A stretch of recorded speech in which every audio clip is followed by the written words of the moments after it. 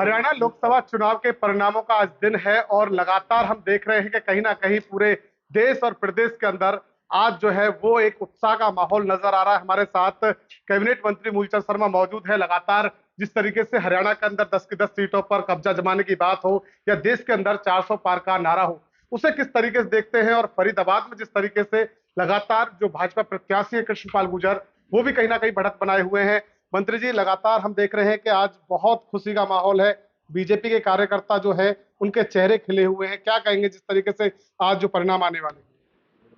मैं सबसे पहले तो फरीदाबाद के लोकसभा के सभी कार्यकर्ता बंधुओं को बहुत बहुत बधाई दूंगा कि जिनकी मेहनत और इतनी गर्मी के प्रयास में तो कृष्णपाल जी हमारे लोकप्रिय लोकसभा के जो प्रत्याशी हैं, जो बढ़त जी की शुरुआत 65-70 के आसपास पहुंच गई है, जो बढ़त लगातार है, आने वाले समय में जो बढ़त जो शहरी से बढ़ने वाली है वो लाखों में पार करेगी। और हरियाणा में भी जो बढ़त है, अभी जो जानकारी है 6 की तरफ बढ़त जारी है। और जैसे चुनाव के जो क्षेत्र खुलते रहेंगे, जैसे जैसे शहरी क्षेत्र खुलेगा, आप मतदाताओं की वोट आएंगे, तो मैं मानता हूँ कि वही आंकड़ा हरियाणा में जो रुझान में आपने दिखाने का प्रयास किया था, वही आंकड़ा हम प्राप्त करें। जिस तरीके से हम देख रहे थे कि बीच में जब जिस समय चुनाव प्रचार चल रहा था तो उस समय कांग्रेस यानी कि इंडिया गठबंधन की बात की जाए तो उनका दावा था कि इस बार जो इनका 400 पार का नारा या हरियाणा के अंदर 10 सीटों पर कब्जे की बात हो तो वो सपना पूरा नहीं हो पाएगा। क्या लगता है? नहीं, मैं कहता हूँ कि उन्होंने सारे कोई ऐसा देश में रहा नहीं जो दल इंडिया के साथ में रहा, और कोई व्यक्ति बचा नहीं। मैं कहता हूँ कोई बचा नहीं धरती जो मोदी जी के खिलाफ ना रहा। और मैं बधाई दूंगा देश और प्रदेश के लोगों को, अपने देश के प्रति समर्पित होकर जो कार्यकर्ताओं ने काम किया है, ये देश के प्रति किया है, आम व्यक्ति के प्रति, आने वाली पीढ़ी के लिए काम किया है। हरियाणा में जो नारा है उसको साकार, फिर साकार पूरा करेंगे। और जो उम्मीद विश्वास जो लोगों पर रखा है, हरियाणा में जो रुझान आपने दिखाए थे, उस रुझान के आंकड़े को हरियाणा पार करेगा। तीसरी बार हैट्रिक की ओर चलता हुआ नजर आ रहा है ये आंकड़ा। नहीं, हरियाणा का जब एक चुनाव केंद्र का तीसरी बार हरियाणा में, फिर भारतीय जनता पार्टी की सरकार बनेगी।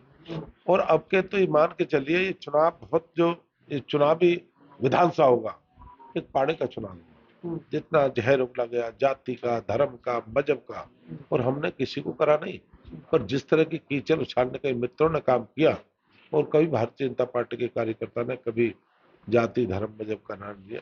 जिस तरह का चुनाव हमने देखा, जिस तरह की बेकायदगी की, और हमने कहा कोई बात नहीं, और आने वाले विधानसभा के चुनाव में, आने वाले विधानसभा में जो होगा, पूर्ण बहुमत की हरियाणा सरकार बनेगी। और मैं कहता हूँ कि बहुत जोश और उसके साथ कोई कमी नहीं होगी, उसको पूरा करने का प्रयास करेंगे। कांग्रेस प्रत्याशी हो या भाजपा प्रत्याशी हो, लड्डू दोनों के ऑफिस पर है। मूलचंद शर्मा क्या समझते हैं, लड्डू किसके बटेंगे अब? मैं तो मिठाई वाला हूँ। अच्छा। मेरे तो मिठाई कम, जितने बांटे दोनों बांटे, एक कम से बांटे एक ज्यादा बांटे। मिठाई तो बटनी चाहिए, कार्यकर्ता ने काम किया है। बटेगी किसके किसके ऑफिस पर?